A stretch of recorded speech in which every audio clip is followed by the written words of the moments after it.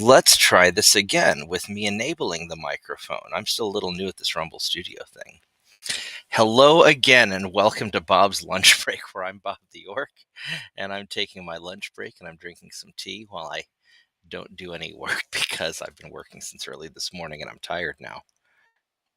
Mm. Anyway, yeah, I was thinking today, hey, Shadow Wolf, how are you doing? Oh, how do I make this? Here we go. All. There we go.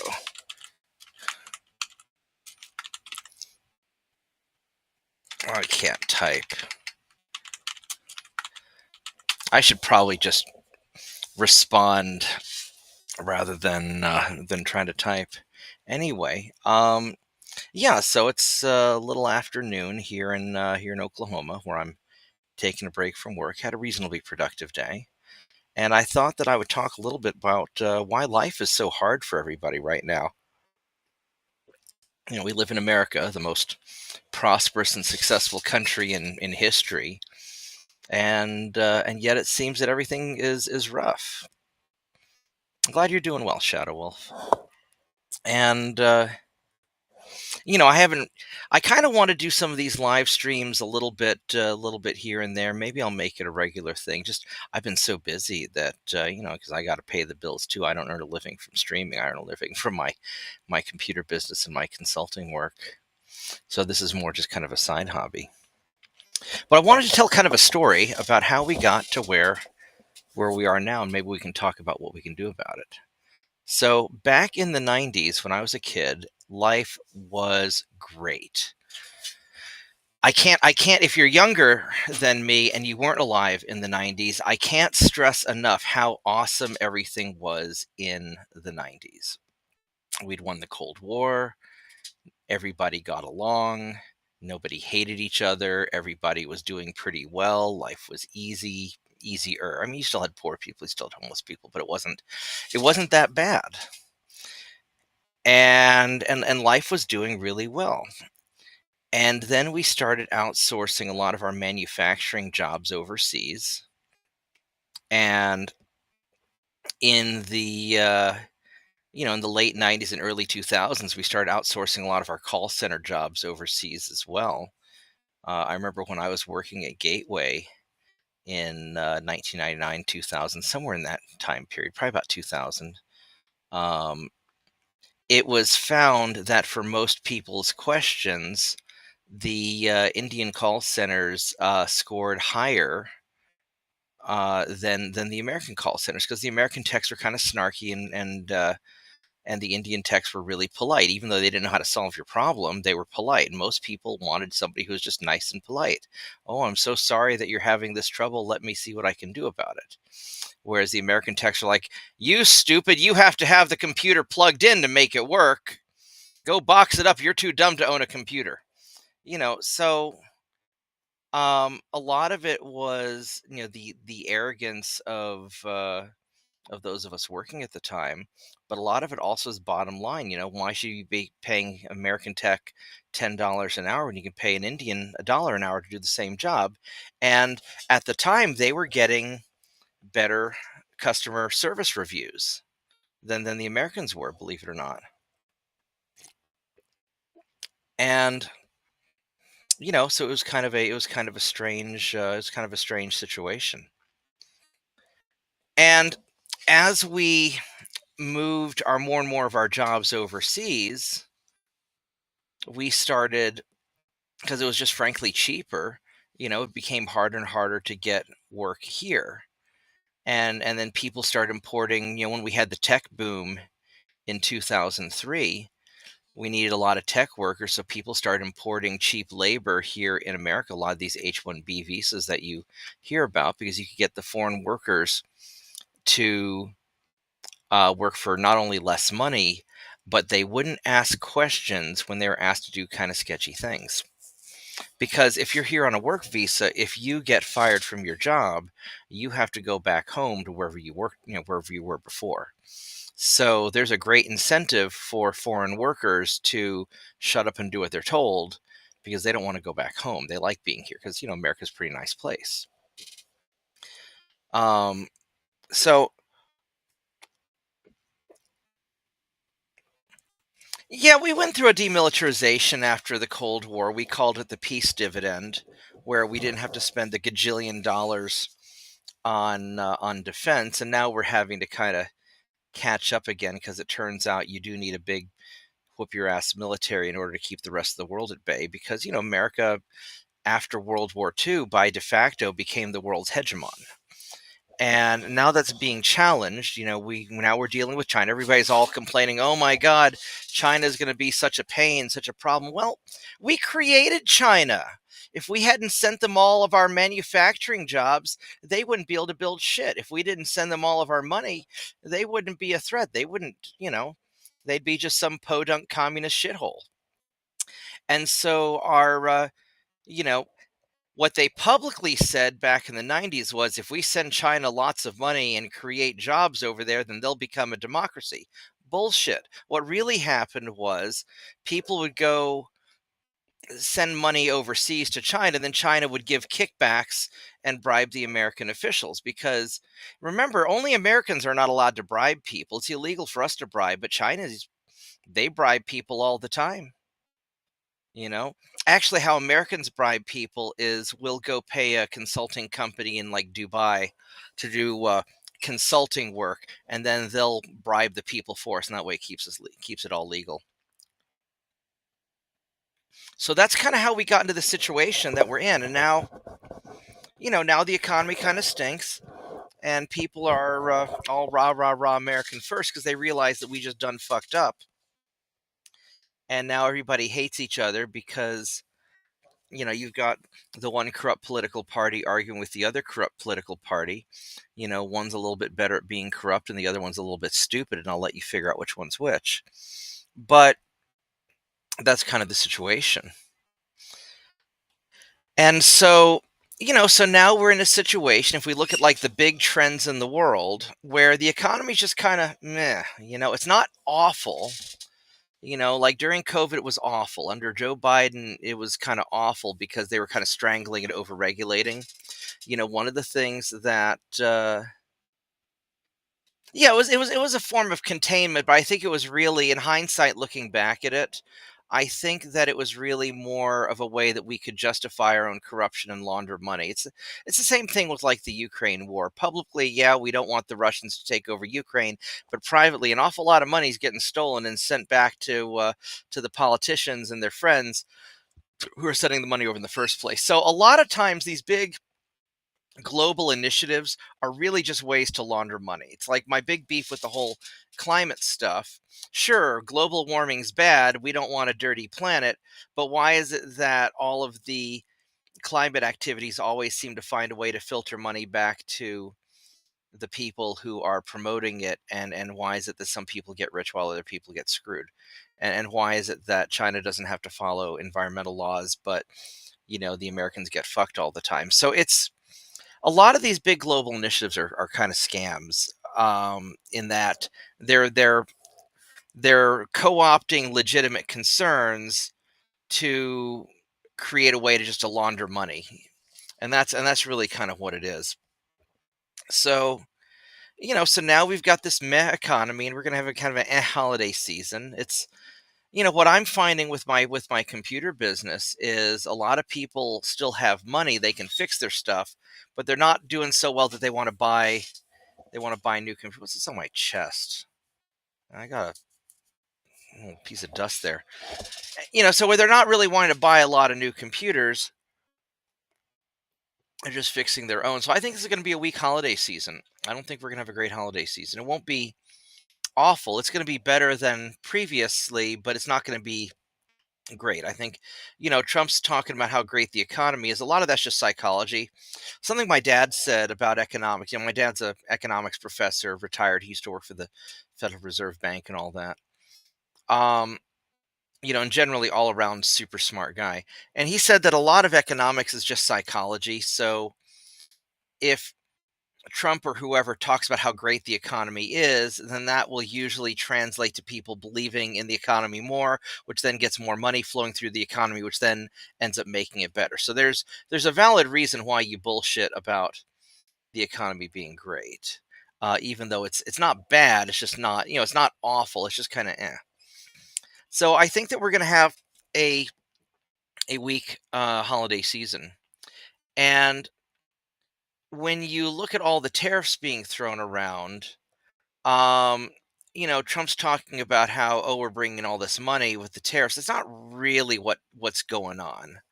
I think that he's being deliberately obtuse. So So what happens is when you have foreign competition that's cheaper than what you've got domestically, your manufacturing will naturally go overseas. And we already have incentives to send manufacturing overseas because the foreigners will bribe us and do other things. And so it's for a whole lot of reasons. There's a big pressure to send manufacturing over to Asia or to Mexico or wherever. And by creating a bunch of tariffs, you create a counter pressure to incentivize manufacturing and jobs staying in America. And the long term goal is to make it economically competitive to keep our jobs here, keep our manufacturing here, because if we don't produce our own stuff, then we're going to be weak. Here's an example. One of the reasons why Russia's doing better in the war against Ukraine than we thought, everybody before the war talked about Russia being a gas station pretending to be a country. Well, Russia never outsourced their manufacturing. So when the war started, they could produce their own stuff. Can they produce as great stuff as we can produce? Probably not. But we're not really producing a lot of our stuff because we're dependent on China and other countries to produce our stuff. Russia is almost entirely self-sufficient in-house. They can produce almost everything that they need in-house. Even if it's not at the same level of quality, they're not dependent. If we were to get into a major war, and we discovered this during COVID, when China freaked out and said, "Oh my God, we need all this PPE and various protective gear and stuff for us," the supply chain shut down and we were screwed. We are dependent so much on our foreign suppliers that when a crisis emerged, we were screwed. The reason the sanctions aren't working as well on Russia is that they're largely self-sufficient, and we want to be in a similar situation because the world's going to get crazy. So the real reason I think that Trump's doing all the tariffs is he's trying to force the manufacturing back to America, which short term will hurt, long term it'll be necessary. And then he's bullshitting us about all the money we're bringing in because he wants people to be optimistic about doing the thing that they need to do anyway.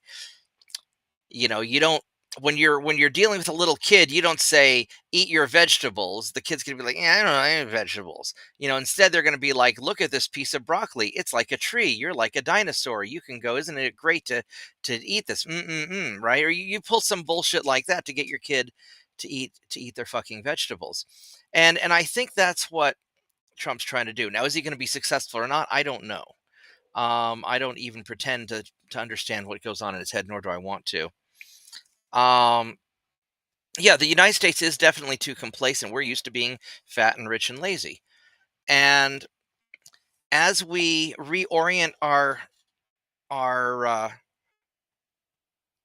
national efforts to contain China and deal with China, because China has as large or maybe even a larger economy than we do. It's hard to tell because we can't trust the Chinese numbers because they lie a lot. Um, they're our big geopolitical threat. Russia's not really, I mean, everybody's saying, Russia, Russia, Russia, but Russia does not have the population or the manufacturing or the logistics to really cause us trouble outside of our European interests. And that's only really because we're overextended. So I think a lot of these tariffs that we're seeing, it's going to make stuff more expensive now, but if we can bring the supply chain back home, then we can, hopefully start automating like what Japan did and have highly automated factories and produce stuff cheaper in the long run here. But you need that initial investment to get things off the ground. And this is also why Trump's bragging about all the investment promises that people are making. Now, are they going to come through with that or not, or is it all bullshit? I don't know. I have no way of knowing. We'll find out. Probably another year or so. But the strategy seems to be, from what I'm observing, is to incentivize people to bring manufacturing home and become self-reliant here in America, which is necessary long term strategically. You can't be overstretched. It's like when I'm playing any of these video games. If I'm overstretched, I'm gonna get my ass kicked.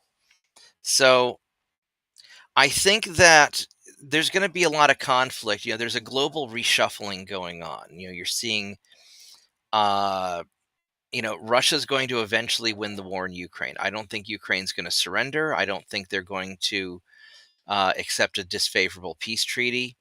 And I don't think Russia's just going to outright raffle stomp Ukraine. Although at some point Ukraine may break and they'll surge through.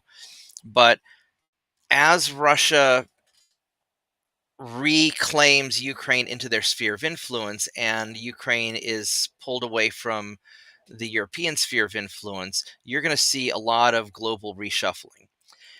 Europe is already weird and having problems because of all their mass migration that they had. They're about 5 or 10 years ahead of us in the getting invaded and colonized by the third world because Europeans weren't having a lot of babies and they have a big social welfare program. And in order to finance their social welfare program, they needed more young workers. And so they figured, well, let's just go bring in a bunch of Muslims and Eastern Europeans who have lots of babies. And that way we'll have lots of workers to keep the social welfare machine going. The problem is that these populations didn't integrate very well with the native European populations, and there's some social tension that they have to figure out. And you're going to see some chaos because the people in charge who just want the money, they don't care about the downstream cultural impact. Whereas the people, the average working people of Europe, they care more about the social impact. They don't want um, all of these tensions of incompatible groups. And I'm not going to get into one group being better than the other, although when it comes to the raping and the stabbing, it seems to be one way and not the other. Europe is kind of weak and way too humble. I mean, Europe is weak. I don't think they're humble because Europe's always talking a lot of shit, like we're all big and bad. You better blah blah blah blah blah blah blah. But Europe without America protecting its ass, they've got nothing. I mean, Ukraine would have gotten raffle stomped if America wasn't sending them hundreds of billions of dollars in weapons and equipment. I mean, the Ukrainian warriors are great. They're very brave, but they didn't have the logistics or the supplies or the manufacturing to do it. And Europe doesn't have it because they've outsourced all their stuff too. Um, Everybody depends on the American muscle, but America spreads so thin that we can't deal with everybody. And so that's why we're reprioritizing away from Europe and over to Asia. In the recent strategic policy document that the Trump administration released, it talks about how our main focus is going to be the first island chain containment, which is going to be Taiwan and Japan. Japan is our most important ally in the world right now, no exception. People might be, oh, Ukraine is important, Israel's important, Canada's important, England's important, whatever. Bullshit. Japan is the single most important. Japan and South Korea are the most important American allies right now. If we need, because Japan is the anchor that counterbalances China. And look, I'm not saying it's right or wrong, but the reality is America wants to stay on top. China was on top for thousands of years as a big bad empire in Asia, and then they got kind of dicked over by the British. They're a little bit pissed off about that. And then after World War II, America rose on top because the rest of the world destroyed itself. And now that we're realizing that we fucked up a lot in the 90s, we're trying to sort of undo a lot of that and fix a lot of that. Yeah, we're dependent on Japan and South Korea to be our anchors to and Taiwan's going to be important too, not just the chip manufacturing, but geographically they're the unsinkable aircraft carrier, much like Guam. What NATO doesn't realize that the Cold War with Russia is over, replaced by China. Yeah, I mean, NATO doesn't realize it, but remember, NATO doesn't have to deal with China. We have to deal with China because America is a global power, right? We have interests in Europe and we also have interests in the Pacific. So NATO doesn't have to deal with China, but we do. And frankly, dealing with China right now is much more important to us than helping NATO. So you're exactly correct. And NATO's a bunch of rich European countries. They should be able to pull their weight. They've been relying on us for too long. At least that's the argument.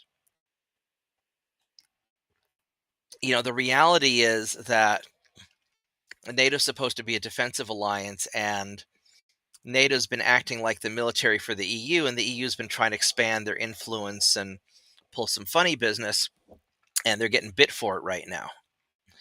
And look, I don't envy the situation that Ukraine's in. Ukraine's in a shit situation. They're stuck between Europe and Russia, and they're being manipulated by two great powers. It'd be the same thing like if Mexico or Canada crossed us. They'd be fucked because we're really big and they're not so big. Same thing that's happening in Venezuela right now. I guess Venezuela has the world's largest supply of oil, and I guess we're going to go take it because why not? Um, I'm sure there's a lot of other stuff going on down there. Nothing is ever surface level true. We can all safely assume that we're being lied to about almost everything that actually matters. But there's going to be some sort of global reshuffling. This is going to create a lot of chaos. Um, I think that the Middle East is going to become less important, as this policy document describes. And, I think that we're going to rely more on Saudi Arabia to kind of keep things handled. Israel's got a couple of nukes, allegedly, so they're probably going to be fine. Honestly, as long as Israel, Egypt, and Saudi Arabia all kind of behave and get along okay, then they're strong enough to counter Iran. And we also have Turkey over there, and Turkey's a NATO member. Now, Turkey's a little bit weird because they've got their own agenda. Well, people losing faith in God is a cultural thing. We can get into that maybe another time. Right now, I'm talking more economics and geopolicies of why our life as Americans suck.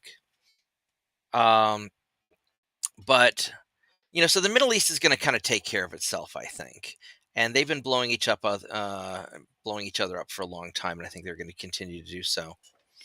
But as we shift our priority towards the Western Hemisphere, towards our hemisphere and Asia, because this new policy document talks about how we don't want other major powers doing business with the Western Hemisphere in preference to us. So, now I don't know if this is going to be achievable or not, but it looks like the goal is to assert our supremacy over the Western Hemisphere, which there's a lot of small countries that we can do that to. There's some bigger countries like Brazil that might be more difficult.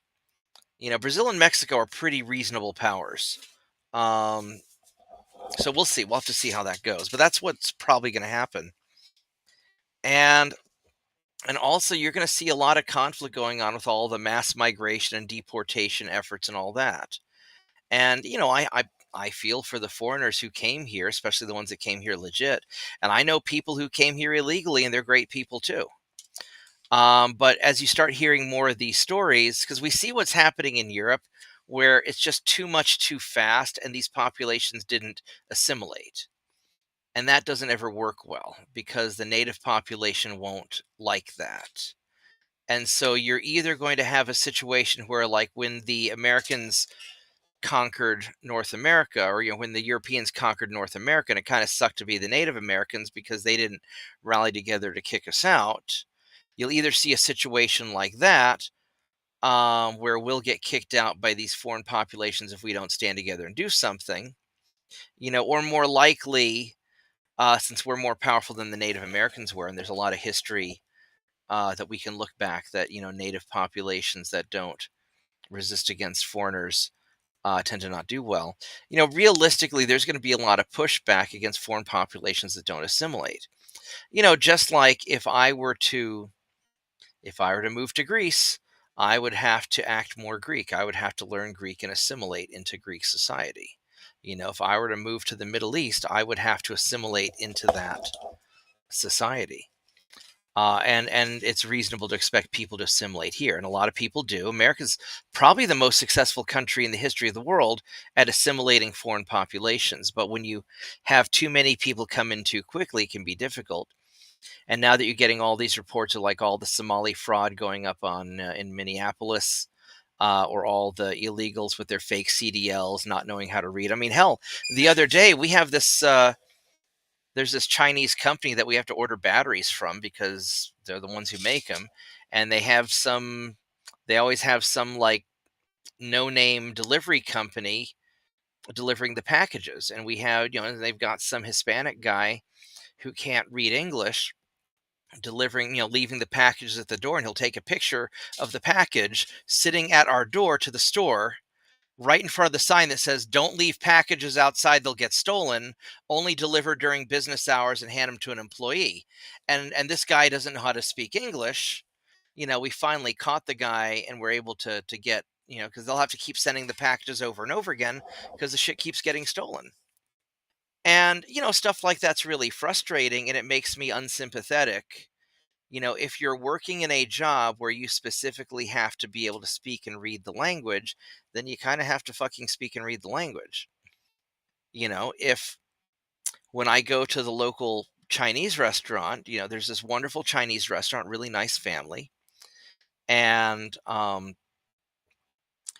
they've had people working there who didn't speak English, but it doesn't matter because the lady up front speaks good enough English. And the people in the back, I'll say, I want a chicken fried rice. She'll, yell back something in Chinese. And then the guy in the back cooks the chicken fried rice and it magically appears and there's no problem, right? So in a situation like that, the language barrier doesn't matter. Or when you have like the Mexican team of roofers, I was talking to this Mexican roofing team once, and these guys were super successful. These guys were making 100 grand a piece each, right? And you had this old guy barking orders in Spanish, and you had this younger kid, who I guess was the old guy's son, speaking to the client in English, and he said, "I'm the manager." Well, the reality was he was the guy who spoke English, and he'd translate for the old guy, who then told everybody what to do in Spanish. And they did a wonderful job, right? So in a situation like that, not having the language doesn't matter because you've got a workaround. Um, but when you're a delivery driver or truck driver, you can't read the signs. That's a problem. It's like one of the reasons I don't drive when I'm in Europe. I know how to drive. I'm pretty good at driving. Um, I've driven in Greece before, because I can understand a little bit of Greek, but I don't want to worry about traffic laws. And when I was driving in Greece, it was more of a sort of an emergency, where there wasn't a lot of other choice. But like, when I visited Russia, there's no way in hell I'm going to drive in Russia. I don't speak Russian. I don't read Russian. I don't know their traffic laws, and I don't want to end up in the gulag. You know, when I went to Poland, I didn't drive in Poland because I don't speak Poland. I don't read Poland. I don't know their, Polish. I don't know their traffic laws, and I don't want to end up in trouble. So there's certain jobs that have to, have the language down. And this is causing a lot of tension. And, I was talking to a handyman friend of mine. He's going to retire soon, but he was always grumbling about how he had to work so cheap because he was always competing against the illegals who would work for half of what he wanted to work for. Same reason I don't have a computer store in New York, because when when I was doing some computer work, I have the computer business in Oklahoma, and I do consulting work in New York, or at least I used to before COVID. I haven't so much recently.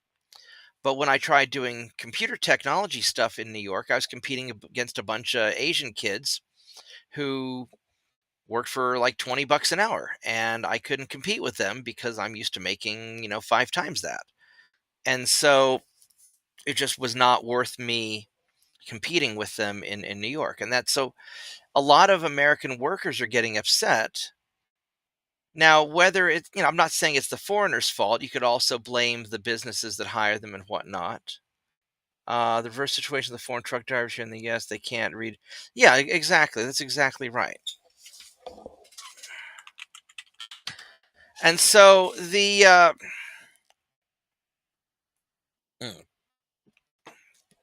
so this is causing a lot of tension, right? And you're going to see a lot of Karens online going, "Oh, racism, racism, racism." It's not racism, it's money, right? I mean, here's the thing. At the end of the day, the only color people care about is green. It's all they care about. When a customer comes walking to my store, I don't give a shit what color they are or if they're gay or straight or what religion they are. Do they have cash? Are they paying for my services? If they can pay, then we're friends. And if they can't pay, sorry. And as the economy gets more difficult, getting back to what I was talking about the 90s, as we outsource more and more jobs overseas, the Americans are getting squeezed, and this is making people less tolerant towards bullshit. And at the end of the day, money talks and bullshit walks. That's what we used to say in New York. And people are going to lash out against foreigners who are working cheaper than them, especially if the businesses are hiring them because they don't have to pay withholdings or medical benefits or whatever, for whatever the reason is. You've got the meat packing companies, up in I know out in the panhandle of Oklahoma, they've got just pretty much all illegals working in awful conditions. It's not fair to the people working there. And it sucks to be illegal here in America because you have no protections. You're basically a serf. So I feel for them, right? It sucks. But the Americans don't care because that's not their problem. Their problem is the money. And so you're going to see a lot of blowback, and as long as people assume that it's racism, they're not going to understand how to solve it. Back in '82, when I was in, see what Mitchell's saying here. When I was in Scotland, had a 70cc Honda scooter to ride around the countryside. All I had to deal with was remembering to drive on the left side of the road.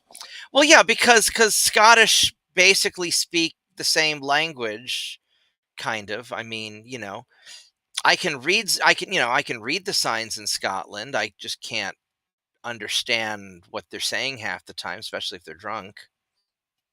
Yeah, no, that's right. It's slavery all over again in the same way, and a lot of these people coming over illegally. I was talking to a guy down in Arizona once. This is 20 years ago probably. I was doing a gig for I was subcontracting for a private investigator down there who's doing a gig for the Sheriff's Association down in Arizona, and we are tracking how drug cartels were smuggling drugs and money across the border. And we are talking to this one guy who was an advocate for for the illegals, and he was saying that a lot of these people who were coming over illegally, this is at the time, they didn't know they were coming illegally. They thought they would pay a bunch of money to an agency down in their home country to legitimately be brought to America and have all the paper. And they were told, give us $2,000, we'll bring your family over, we'll have all the paperwork taken care of, everything will be legal, you'll be fine. And so these people thought they were doing it the right way. And then they would get brought up to the border, and then that's when all the guns came out, and they would say, "Okay, drop all your belongings, carry these drugs across the border for us.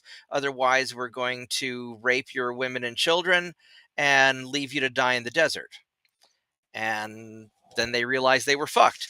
And so then they were brought into the country illegally carrying drugs for the cartels, who would then rape their women and children anyway and sell them into sex slavery.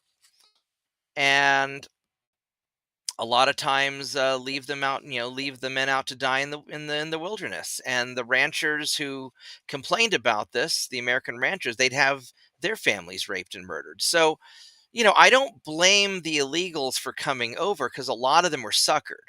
Now, maybe nowadays it's different, because certainly in the case of the South American illegals, a lot of them were just suckered. Um,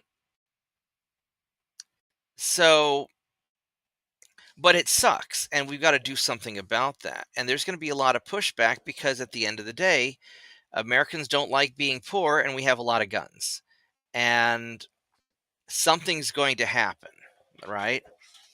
And then every time you get some goofball on the internet talking about, like, I'm Somali and I'm for Somalia and blah blah blah blah blah blah blah, and we're going to conquer America.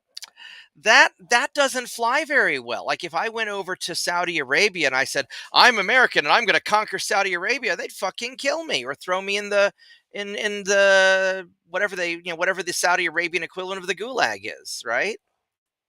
So that's that's why we have a lot of this tension. And I don't see a lot of solutions coming because honestly the ruling elite don't give a shit. The Democrats see the illegals as being future voters because when they get some sort of legitimate status or their children, it's assumed that the children of the illegals are going to vote Democrat. And the Republicans, they want the cheap labor for their businesses. And so, we're going to get kind of fucked both ways. And you've got the America First guys who at least ostensibly have American workers' interests at heart. I don't know if I believe it or not. And they're all busy infighting over, who said what. So ultimately, we have to accept the fact that nobody's coming to save us. We got to fix things ourselves. Yeah, the Scottish accent's pretty crazy. I had a friend of mine that I played World of Warcraft with, and he had quite the impressive accent. I mean, he was English, but I could barely understand him too. So that's why we're in the situation that we're in. And I don't see us changing things geopolitically because frankly the rich donors have a lot more influence than the voters do. And the politicians will make whatever promises to get our vote and then they'll fuck us. Um so ultimately you need to have an honest evaluation of yourself. There was a there was a guy, a mentor of mine named Bill Landau, and Bill was a truly incredible man. He was an old Jewish guy who escaped Auschwitz 3 times and fought in the French resistance against the Nazis. This guy, epitome of badass. And when I was in 8th grade, one day when he thought I was old enough to understand, he rolled up his sleeve and he showed me his tattoo, which was just above his wrist right here. And he said, if you know how to do something that's necessary, then no matter how bad the world gets, you're going to be okay. And one of the reasons I got into computers was because Bill Landau suggested that just like being able to repair watches and clockworks and machinery was necessary in the 1930s and 40s, computers are going to be the necessary thing in the modern era. The reason he didn't get sent to the gas chamber was because he knew how to fix. Apparently the Nazis were truly obsessed with punctuality, so he'd fix their watches, and he also knew how to melt down dead people's gold teeth and make jewelry out of them for the Nazis' girlfriends. Pretty awful stuff he had to do to survive. And then he would rig up machinery to steal food. A couple of Jewish slaves would be carrying a big pot of stew, and he'd be hiding up on the roof, and he'd had this scooping device, this pot on some ropes that he would scoop down and scoop up a bunch of food because they wouldn't give him enough to they'd slowly starve him to death, extract the work and slowly starve him. And so he would scoop out a bunch of food, and I guess he would have shared some of that food with the people carrying the pot so they wouldn't tell on him. And so through ingenuity, he was able to survive the most awful situation, anyone can imagine. It's a bunch of crybabies that point fingers and at each other. Yeah, I mean, it's people don't want to take responsibility for their own actions. Remember that no matter how bad or unfair the world is, your decisions and actions will have a larger impact on your success and survival than any other factor. And luck also helps. And this is what I learned from Bill Landau. So you need to have an honest assessment of yourself, your strengths, your weaknesses. We're not all geniuses, and even if we are geniuses, that doesn't necessarily guarantee success. And same with picking a trade or occupation, getting into something everyone needs, regardless of the politics or the economy. That's true, and that's why I got into computers because it's something I was reasonably good at, and everybody needs it. Everybody needs technology. to compete for work. Everybody needs a good auto mechanic. Everybody really needs a plumber. Holy shit, people need plumbers. When your plumbing's clogged up, you don't care how much it costs. You're getting that fixed, right? Everybody needs an electrician. Everybody needs a doctor. Everybody needs a lawyer, at least one time or another. When you fuck up and you need a lawyer, boy, do you need a lawyer, right? So there's certain professions and occupations that you need. Not everybody needs an English teacher. Maybe they ought to have an English teacher. My One of my greatest, most influential teachers was an English teacher, but that's a tough occupation, right? Not everybody needs a philosopher. Not everybody needs a women's studies major, right? Not everybody needs a barista. You can make your own gas station coffee. But there's certain jobs that people need. If you know how to make critical things, if you know how to do critical things, then you can survive. Yeah, today's generation is definitely weak, and I don't blame them because it's not their fault they were taught a bunch of bullshit. But in the 90s, this is why I keep going back to the 90s. In the 90s, things were so great that we assumed that things were only going to get better, and instead the 90s was just at the top of the rise before we started diving down. um so you got to do something to improve your life every day. Every day, do something to earn a little bit of money, and every day do something to make your life long term better, more efficient, right? So today I'm going to work a little bit and earn some cash, and I'm going to I've been cleaning up, organizing some old paperwork and stuff that I've been needing to do for months, and I just been lazy and haven't. And so I'm just down to that part of my to-do list. And so um I'm just spending a couple hours getting stuff organized, throwing out old paperwork or sorting through stuff is going to make a big difference in the future. Every time I try to work, having that little bit of extra efficiency is going to be a force multiplier. Same reason I went to work for Freightliner after retiring from the Navy. Economy runs OTR trucking, and 20 years of being an engine room mechanic. Yeah, I mean, everybody needs a truck driver. I mean, logistics, the world lives and dies on logistics. And America's logistics are heavy rail and trucks. And that's just how it is. We've got a fantastic highway system. You can thank Eisenhower for that as a strategic necessity. When he saw the Autobahn in Germany and how it helped them move their forces around, he was like, "I want one of those." And choose a necessary trade that you're predisposed to.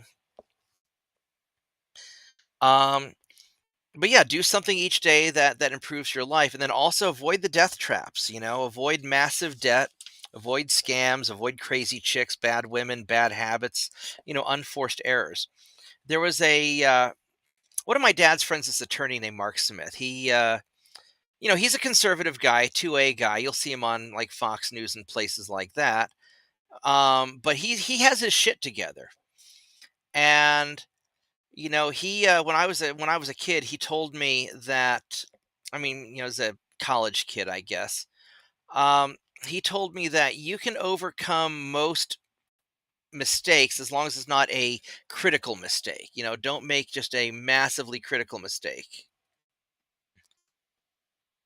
The stomach only goes so far without logistics. That is true. And so, you've got to have a plan, and you have to have an honest evaluation of yourself, right? Um, I went into technology and things, and building things because I'm naturally really good at building things. Um, and it's something that I was predisposed to. And you've got to figure out where your talents lie, and you can't do that if you don't have an honest assessment of yourself, right?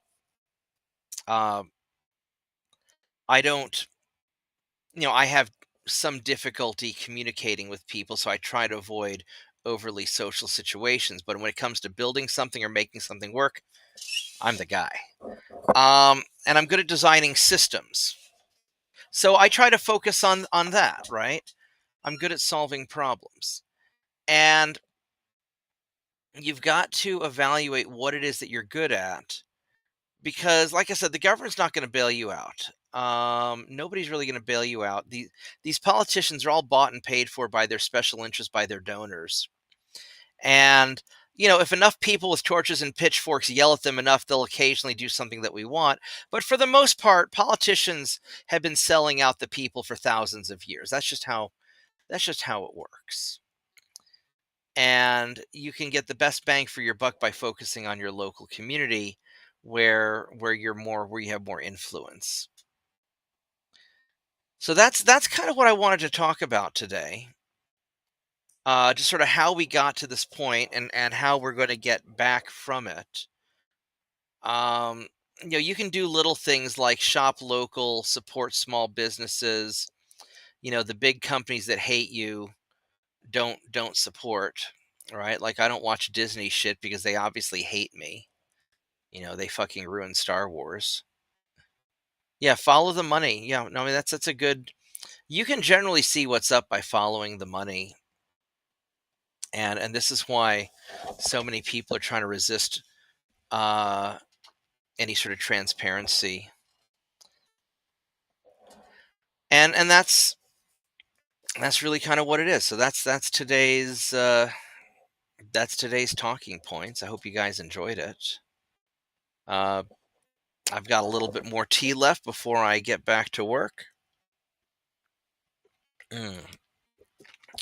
Yeah, I'm sorry I didn't game last night. Sunday and Monday night, I was exhausted. I've been working so hard. Um, one of my guys has been sick, and I've been trying to cover for him. And the holiday season's always rough. Like my normal work slows down, but then this is when I do most of my R&D, and so I've been pushing really hard because I've got some stuff that I've got to get ready before the end of the year, which I can't believe I only have like 20-ish days left. Wow. We do not speak of Disney Star Wars in this house. Thank you, Mitchell. So, is the how's the stream going? Is the audio coming through okay? Is everything cuz I'm trying this Rumble Studio where I can stream to Rumble, YouTube and X. The gaming I'm just going to keep on YouTube, but when I rock the boat, I'll do that mostly on Rumble cuz if I say anything too nasty, then YouTube will probably take it down. Mm. Yeah, no, listen to your gut. I mean, people have evolved over 100,000 years to have pretty good instincts. And if your gut tells you that something's wrong, there's probably something wrong. And so you need to trust your instincts. The two 9-hour sessions on UAD was my break. That was fun. I didn't realize I was playing for that long. I was talking to the streamer today. There's this guy. He's a professional World of Warcraft player, one of my customers, and we build him some super awesome gaming computers, and he'll multi-box and the whole thing. And I didn't realize that he games like 18 hours a day. I'm like, holy shit, how do you game for 18 hours a day? That's nuts. But he's making a lot of fucking money playing World of Warcraft Classic. And he organizes a whole team of people and leads raids and does a whole bunch of stuff. And he's figured out a way to monetize it.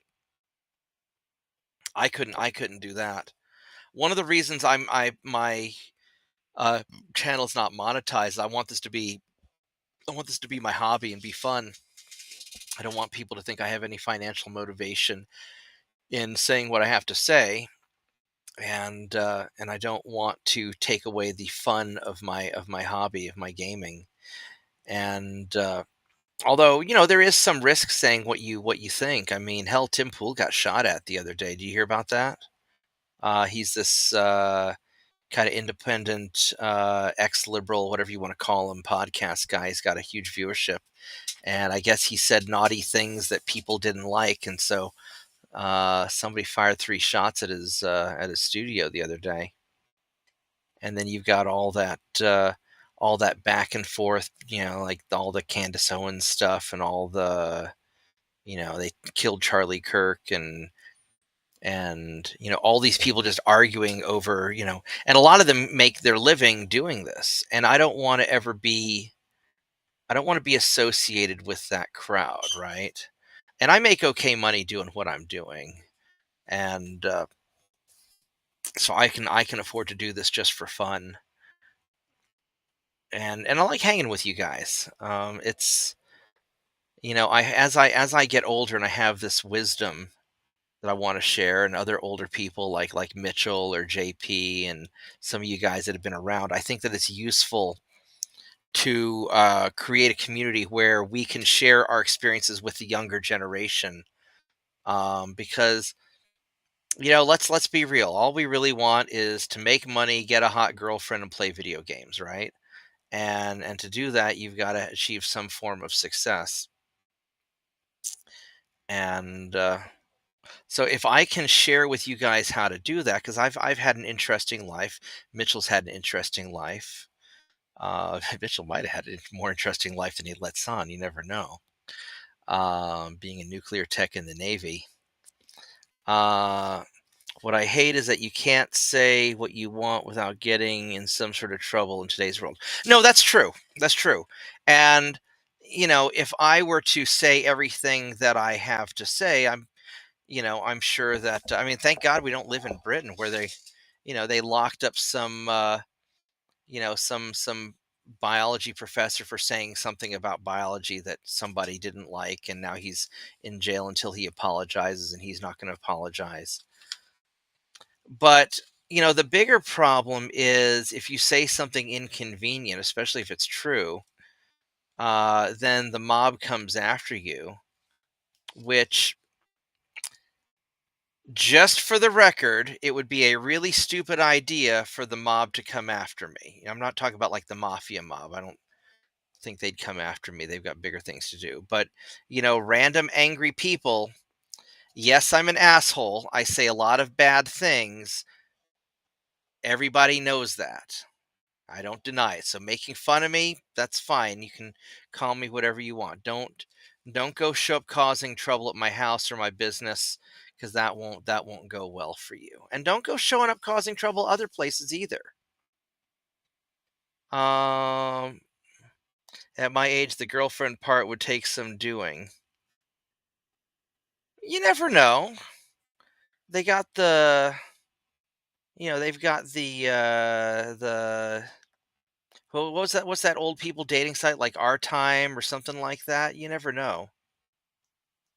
My grandfather told me that the best part about being old is that nobody suspects you're the one who put the fireworks underneath the old lady's bridge table at the nursing home. So just remember that. He said, enjoy being young because you can get away with a lot of shit. And then life will suck for a while. And then when you're old, all you have to do is pretend to be senile and you can get away with a lot of shit again.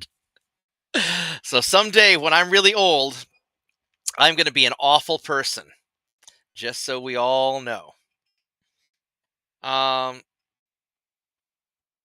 so no, it's unfortunate. And here's the thing. A lot of times people get mad when you say something that's true and they assume that you're being hateful. Well, you're not being hateful. You're just saying something that seems to be true, right? Um, and I don't have any beef against anybody. And I've had friends, I won't name any names obviously, but I've had friends and people that I cared about who, who were maybe not supposed to be here in America, right? And they eventually got their situation sorted out and everything's fine now. And they were great people. I don't My personal opinion is that there's a lot of people that I want to have here in America, and there's a lot of people I don't. And there's a lot of people who are foreigners who I think need to leave, and there's a lot of people who are Americans that I think need to leave too. But I don't. It's not my choice on that. From my personal experience, that evil part is true. I don't know. So it takes a lot of courage to speak truth to power, and the there are a lot of crazy people out there, and you have to be cautious of them. There's a lot of dumb people out there too, and to the current system is designed to manipulate crazy people and dumb people into supporting the ruling regime and the ruling elites. And those of us who are independent minded, we have to be a little bit careful because uh we're just as vulnerable as anybody else. Yeah, people need to learn to agree to disagree, but that's not the world that we're in right now, and I don't see that happening. I think we're past that. And when they when they killed Charlie Kirk, and I'm not going to weigh in on that one way or another, right? I don't know the guy, I didn't listen to him. I had no idea how influential he was. But when they killed him, there seemed to be a blowback where there've been a lot of people getting shot at recently, right? And they and he's the one that they managed to take out. And I think that people on the right are going to be a lot less tolerant of bullshit now. And that's going to suck because there's a lot of people on the left who have very legitimate grievances. And at the end of the day, you got to watch out for the world because the world is kind of crazy, and you've got to do what you need to do. And that's a lot of times it's better just to keep your mouth shut about stuff. Um because even if you have moderate and reasonable opinions, I feel like I'm a relatively moderate person. I understand both sides of the argument. I generally try to stay out of a lot of things. And I think that a lot of the things that we are pressured to argue about are really just cover for the bigger scams going on. For example, the Epstein stuff. It probably doesn't matter if they release the Epstein stuff or not, because all the really important stuff would have been destroyed a long time ago. Like the important stuff were his video collection of all the world leaders banging underage girls. That's never getting released. I'm sure that's been destroyed a long time ago because when when they arrested him, they waited a few days to go to the island, and independent observers noticed there were teams of people rummaging through the island and running off with stuff. So I'm sure that the CIA or whoever was rummaging through the island and gathering up all of their blackmail material. And then when the FBI came in to go and do their investigation, all the good stuff's already gone. So we're arguing over the Epstein stuff, and if they release it all, it probably won't be any of the stuff that we actually cared about knowing, right? Um, I'm sure it'll still be damning, all the money laundering and all the other stuff going on. Which, in full disclosure, Jeffrey Epstein used to be a math teacher at my high school. Just, I never had him. I was never his student. He was already fired before I got there. But if you do a little bit of digging, yes, Jeffrey Epstein used to be a math teacher at my high school. So I know people who knew him. And they all said he was creepy. I have to agree with whoever said that part of the problem with social media was that some people got used to writing checks with their mouth that the person couldn't, wasn't able to count. Yeah. What was that movie? There's a movie, I can't remember what it was called, where this old guy is like, and remember, don't write a check with your mouth that you can't cash with your ass. And I wish I could remember the name of that movie. It was some crazy action adventure movie. Um, but it was, yeah, you just made me think about that. So a lot of us, we're all being distracted. The real thing going on is the military industrial complex requires about half a billion or half a trillion dollars a year, $500 billion a year in war. That money was getting spent in Ukraine. Now it's going to probably get spent in Venezuela. I mean, there's a lot of money that flows through the system. Elon Musk uncovered that probably 25% of the government's budget was fraud. All the money being sent to the NGOs. Look at all this money going to solve homelessness, and then you just end up with more homeless people. So they have to send more money to solve homelessness, and then they have more homeless people, and all the money's disappearing, right? I mean, oh, my back itches. I mean, hell, half the problem the Ukrainians are having is that probably their leaders are stealing all their money, and not a lot of it's going to fight the Russians. And it's going to suck to be them for that, right? Then again, early on in the war, the Russians had that problem that a lot of their equipment hadn't been maintained because all their shit got stolen too. So, a lot of stuff gets stolen, and a lot of people are getting rich off of other people's stuff that they didn't earn. And that's something we're going to have to address as a society. I don't see any easy solution to that other than, find your niche where you have a competitive advantage and defend that. So, uh anyway, is there anything else anybody want to talk about? Otherwise, I'm going to start wrapping things up. I will try to play something tonight. I want to drop by the office for a little bit and just check on some things. Thank God I retired from the military before all these forever war. Yep, I think you picked a great time to get out of the military.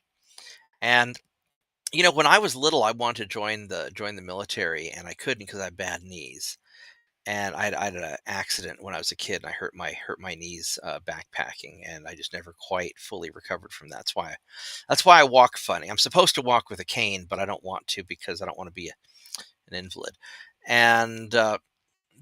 And that was probably the best thing that ever happened to me, because if I had joined the military, I would have been in there right in the middle of all the forever wars. And I see all the damage that my brother suffered being in the military. Now he's disabled, and it's unfortunate. We spent trillions of dollars. If you take the 39 trillion dollars we have in debt, if you add up all of the foreign wars and all of the refugees from the foreign wars and all the welfare from the foreign wars and everything, that roughly adds up to our entire national debt. Just all this money thrown away. Now we got to figure out how to pay it off, and we got nothing for it, and that's why people are pissed. So, the reality is that our leaders in the 90s and 2000s sold us out. Um, I mean, Bill Clinton and Bush and Obama, they sold us out. And a lot of why you ended up with Trump is because people were just fucking mad. And the biggest complaint that I hear about Trump is that Trump didn't burn down the system like he promised. And, maybe Trump will sell us out too. I want to join, but my autism would restrict me, and I suffered partial hearing loss from a swimming accident. Yeah, I wouldn't join the military, Shadow Wolf. I think that it's probably not worth it right now. I think you should, be armed and learn how to defend yourself and protect your loved ones. I think everybody ought to do that. But, you just find your niche, because you're a smart guy. You can, you make good decisions. But I think that right now, the dream that we were promised back in the 90s, we're not going to get. And so we're going to have to work hard, and we're going to have to rebuild things ourselves. The government's not going to do it. And really, the challenge is going to be, how do we rebuild our local communities without the government taking away all of our profits? Because then they're just going to spend it on bullshit. So anyway, I'm going to wrap it up here. I hope you guys enjoyed this kind of hangout stuff. I'll be on later tonight after work. And I'm not sure if we're going to stomp some robots or sink some ships or do other bad things. But thanks for hanging out with me while I drank my tea and complained about the world. And if you guys like the video, I will do more of these because it's kind of cool.